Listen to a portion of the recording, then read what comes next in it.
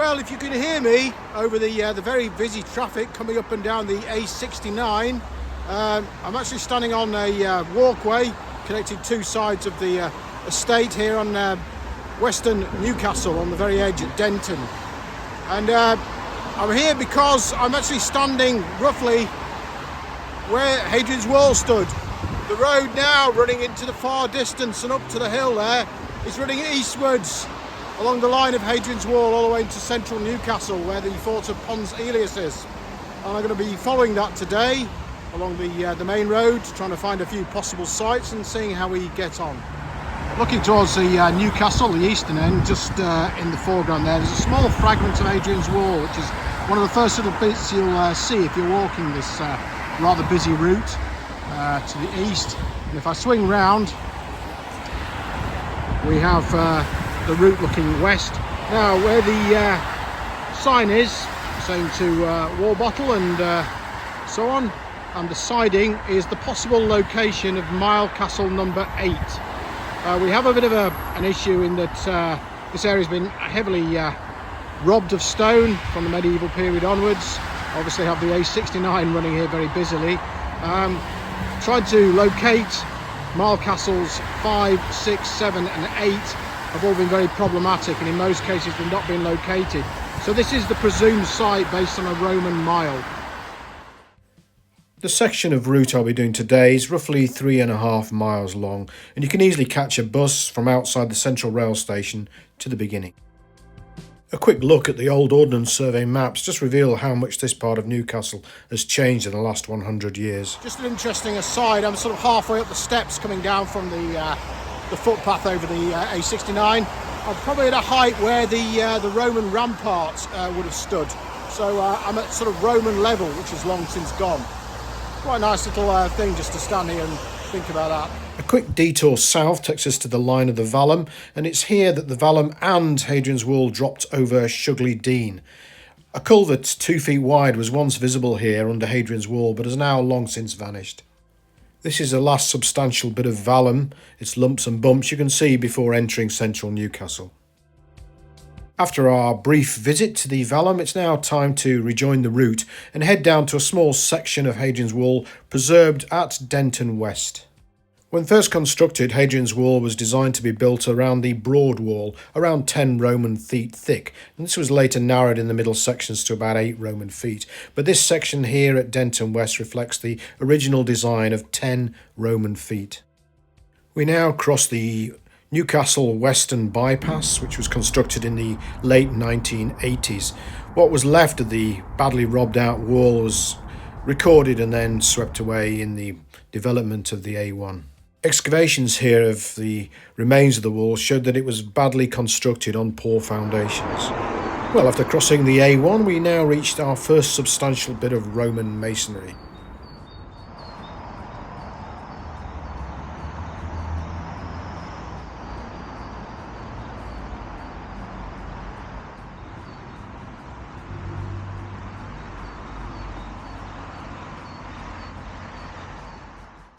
Denton Turret 7B was first excavated in the 1920s. Prior to that, it had been a low mound alongside the road.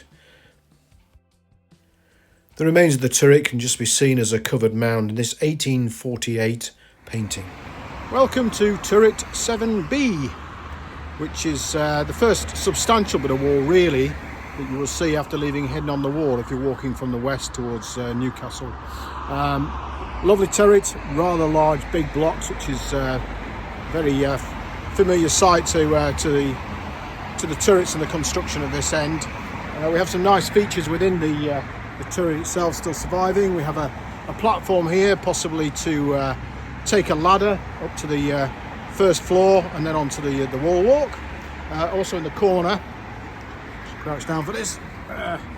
Just here we have just a small stone flag, but this is actually the base of a stone box which may have been used for water, whether for storage and cooking or metalworking and quenching. Several turrets along the wall these boxes have been found in, but their use remains rather sketchy. This turret was used into the medieval period, probably, which is why it survived, whereas others have long gone. There's another little feature here. If I just walk round, just looking down, we have a bar hole, so the door would have swung in and then locked in where this small bar hole is. Bar hole. There is a socket just beneath me where the door pivoted on. Unfortunately, that's covered in grass today, but I'll post a picture with this video so you can see what it looks like without the grass being there.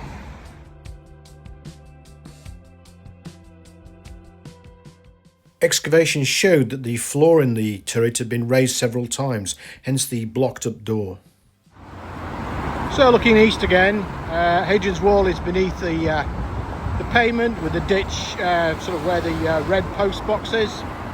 There's a tyre fitting place and a petrol station just sort of in the middle of the picture. This is the site of Denton Burn, a stream that ran through a culvert under Hadrian's Wall. There's a small fragment of wall there. You can see the line the road takes now right the way up the hill, following the line of Hadrian's Wall beneath it. So the fort of Benwell lies at the top of the slope dead ahead, with its fort platform now buried under housing. But we're going to follow the line of the wall now and go up there and see what we can see.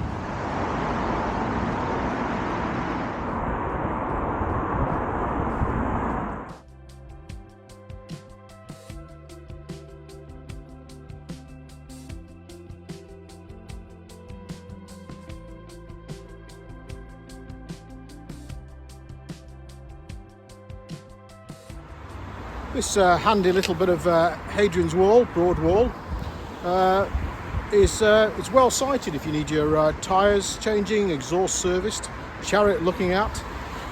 It's been visible for a very long time. The antiquarian Horsley saw it way back when, and when he did, there was an apple tree growing out of the top of it, which has long since gone, but the image survives still in woodcuts.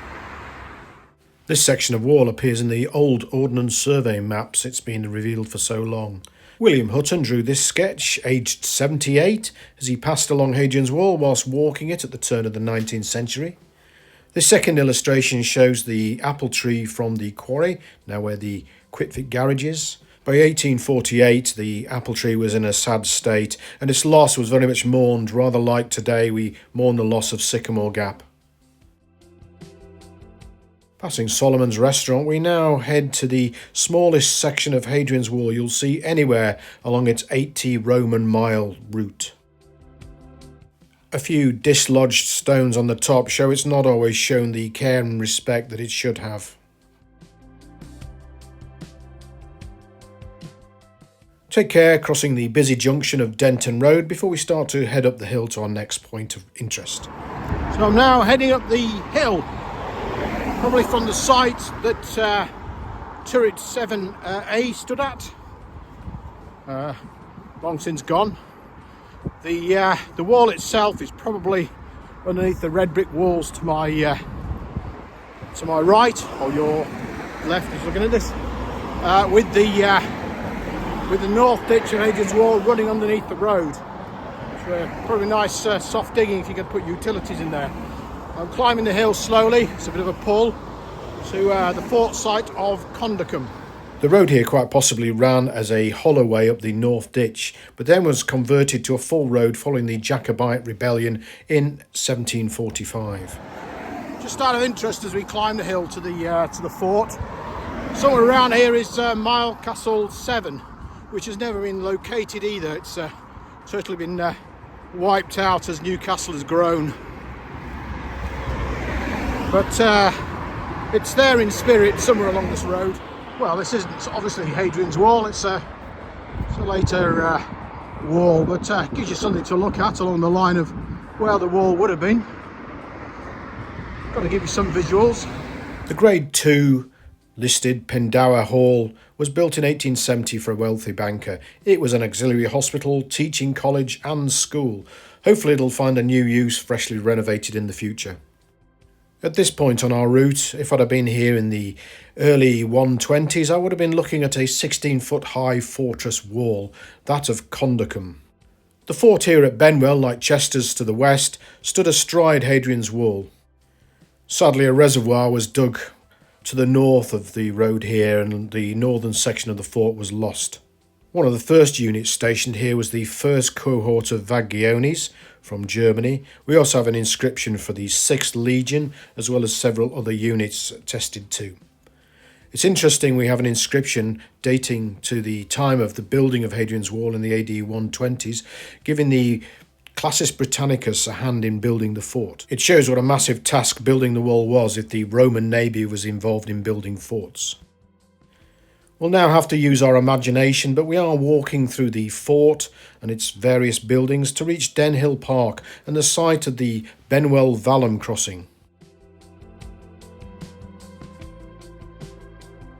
So I've now reached the very famous Benwell Vallum crossing, which originally used to be able to pop around the corner to the house, pick up a key and pop in and have a look at it. But sadly, English Heritage have taken away that right, which is very sad.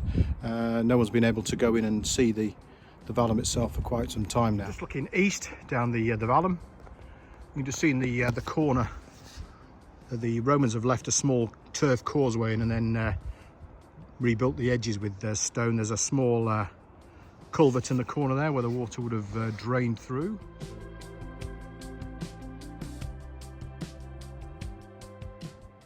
So Benwell Fort just lies to the north of us, and Hadrian's Wall as well. Runs down and then you exit the south gate, then you would come down a metal road and you would have arrived at a magnificent arch here with a set of double gates which swung inwards. And this is the arched Vallum crossing, the Vallum obviously defending the southern section of the wall, creating the military zone. The steps you can see are actually the road being remetalled, so we have a sort of original level and then a succession of re-gravellings and rebuilding. So they're not steps, the archaeologists have just left that in to see how many roads have been laid over the centuries as the Romans have used it. It's thought the arched crossing at Benwell was one of the first to be constructed outside any of the Hadrian's Wall forts. Its building work is absolutely exceptional and not found anywhere else on the wall, with possibly the exception of Bird Oswald Fort. The Romans didn't use hinges to open and close the door here. Instead, the doors were opened using pivot holes at the top and the bottom. One such stone lies just by the fence. The Vallum ditch, revetted in stone, was considerably deeper when the excavators found it, but has had to be backfilled for safety reasons. Before we leave Benwell, we just need another quick diversion, this time cutting round the outside of what would have been the fort rampart to reach this famous temple. I'm standing looking at the remains of the temple of Antenociticus, which is quite a mouthful, at the fort of Condacum. Now many forts would have had temples sited outside in the Vicus, the settlement, but very few have survived or been recognised. We have a few Mithraeum, many more temples found on Chapel Hill at Housesteads, now reburied, but this one is on display in the middle of the modern housing estate, which is quite nice. We have two replica altars. The statue would have stood on the large plinth in the middle. We only have the head left, looking rather like Boris Johnson, I think. We don't know much about the god Antenociticus. Maybe he was local and the Romans just adopted him, as they often did, hybridized it with their own gods. Maybe he came in with the Germanic tribes that occupied the fort of Condacum. We simply don't know. He only really occurs here. You know, the head of his statue, obviously. There was probably a door to the north, or at least thought to have been, which has been blocked up and is no longer visible. You can go face to face with the god Antenociticus if you visit the Great North Museum in central Newcastle. It's free, but a donation is always welcome. This artist's impression shows how the temple may have looked in the 2nd century. Evidence suggests that the temple was deliberately burned down or destroyed in the late 3rd century.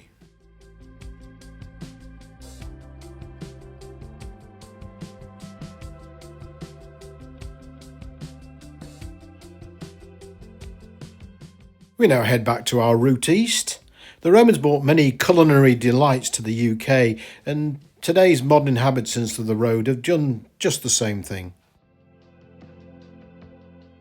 The remains of this tree outside a solicitor's office almost mirrors the lost apple tree further down the road. I'm just on Benwell Grove. which is very close to the site, or presumed site, of the Milecastle number 6. And I'm actually standing where the ditch and mounds of the Vallum should be. And I'm just looking at the westerly row of terraced houses here. And I'm looking at the roof lines, and you can actually see in the wibbles and wobbles of the houses themselves, probably where they're subsiding ever so slightly into the ditch and the mounds. You can see as I pan round, this is pretty much where the main ditch should be. So we have what I would presume to be a little bit of wiggle there as the Vallum shows itself in the Victorian build. So I'm just on the end of Benwell Grove, and the main line of Hadrian's Wall sits just in front of the Newcastle Superstore, and the Church of the Venerable Bede is pretty much thought to be where Milecastle 6 used to stand, which is now long gone and unidentifiable. We have the location of Milecastle 4, so therefore you can project Roman miles along the wall and get a general idea of where they should be established. But of course the Romans were not adverse to moving their Milecastles slightly, because obviously they wanted line of sight between the turrets and the Milecastles for better communication if there was a crisis. So we don't entirely know for sure if the Milecastle is not discovered archaeologically or in the records to where it is. So I'm just walking back to where Hadrian's Wall would have been, and the Venerable Bede Church. So I'm now heading back onto the line of Hadrian's Wall. On the north side of the road here at Granger Park Road used to stand the Newcastle Poor Workhouse, now demolished but built in 1840. It was designed to hold 500 destitute persons.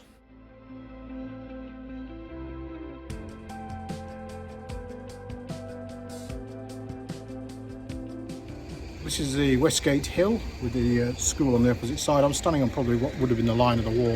And if we go for a measured location, this is probably around about where Hadrian's Wall, Milecastle number 5, although this particular spot will be one of the best places to put it because it's on the top of the hill and you're able to see and signal in both directions. Richardson's painting of 1848 shows a very different landscape to the one we have today on Westgate Hill. We now start to descend towards the centre of Newcastle. Fortunately, no Roman remains are visible for quite some time, but it's interesting just to walk the route. Created in 1829, Westgate Hill Cemetery is one of the earliest garden cemeteries in the UK. Now much neglected, its chapel is now long since gone, but there are strong hopes for renovations and a community project to regenerate it. So still on the line of Hadrian's Wall, according to the Handbook to the Roman Wall, by Collingwood Bruce, and edited obviously the recent one by David Breeze, seems to indicate that Horsley, the antiquarian, found a structure here which he took to be Milecastle number 5.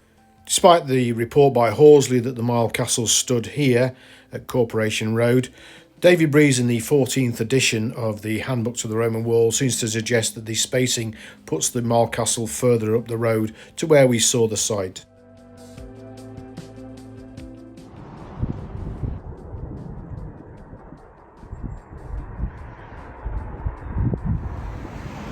So now we're heading down Westgate Road into the centre of Newcastle, Wall Straight.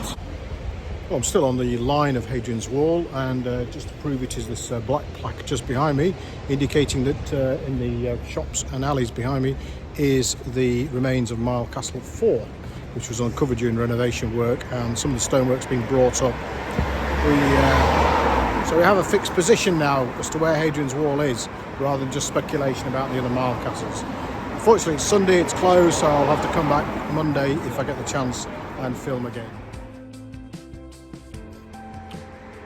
Well, by the power of video and an overnight stay in a travel lodge, I've actually managed to get into the yard where the remains of Milecastle 4 are. So let's wander in and have a look.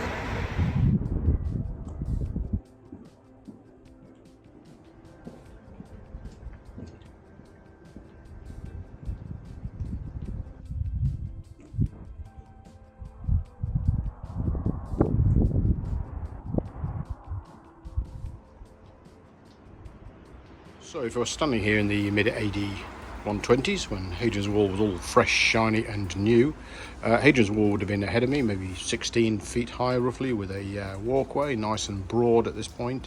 They built on the original broad wall design. Coming out of Hadrian's Wall would have been a D-shaped Milecastle, which would have started over there, swung round here, and this is the south wall of the Milecastle, just here, which has been brought again up to the surface, so it's not quite its original position. Well, it is, but it's a lot higher up. And here would have been the gateway, so you would have walked in here and faced Milecastle. There would have been various sheds and huts inside for the soldiers, maybe 16 or so, who would have been on rotation in the Milecastle.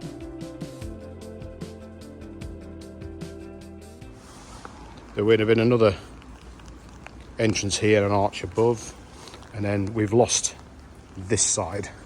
The sort of curve of the brick sort of mirrors it a little bit, and then Hadrian's Wall is underneath the buildings and the road. So the yellow building in the distance is the site of Milecastle number 4, which we just visited. So with the Milecastle Hotel behind me, I'm nearly at the end of our walk. We visited Milecastle number 4. We'll be heading down towards the Mining Institute, which is a little bit further down the road, and just to the site of a central section of Hadrian's Wall that was excavated relatively recently. If you'd have been here in the AD 120s and you thought that I'm going to go from Milecastle 4 and have a hearty meal at Ponzili, the fort where the Newcastle stands now, it's new if you're a Romanist, you would be sadly disappointed, because that fort probably wasn't built until the late 2nd or early 3rd centuries. The wall actually terminated here in the east in central Newcastle, and its Vallum finished as well. It was only later, as the wall's been constructed, they obviously decided that there was an issue with possible invasion coming across the Tyne, as it was still relatively quite shallow and fordable before obviously the medieval modern building tightened up and deepened the Tyne through dredging. So there may have been some sort of original monument planned here. There was certainly a fort maybe at the end of Hadrian's famous bridge, where the swing bridge stands today, which has long since been swept away in the development at Gateshead on the south of the Tyne. Anyway, going to head on to the Mining Institute and finish the walk. Hope you enjoyed it. It's rather damp, but it is February, so have a good one and see you in the next video. Just by the Central Railway Station is the Mining Institute, and it's at this point in the 1950s a section of the south face of Hadrian's Wall was discovered. It was re-excavated again in 2017. A small plaque marks the site of Hadrian's Wall on the side of the Mining Institute. So I hope you've enjoyed this little walk. We've finished as we started at the bus stop outside the Central Railway Station. Once again, thanks for watching. Don't forget to like and subscribe if you're on YouTube. You can also buy me a coffee at buymeacoffee.com. Peter Savin. Greatly appreciated, and it helps me create more work. Thank you.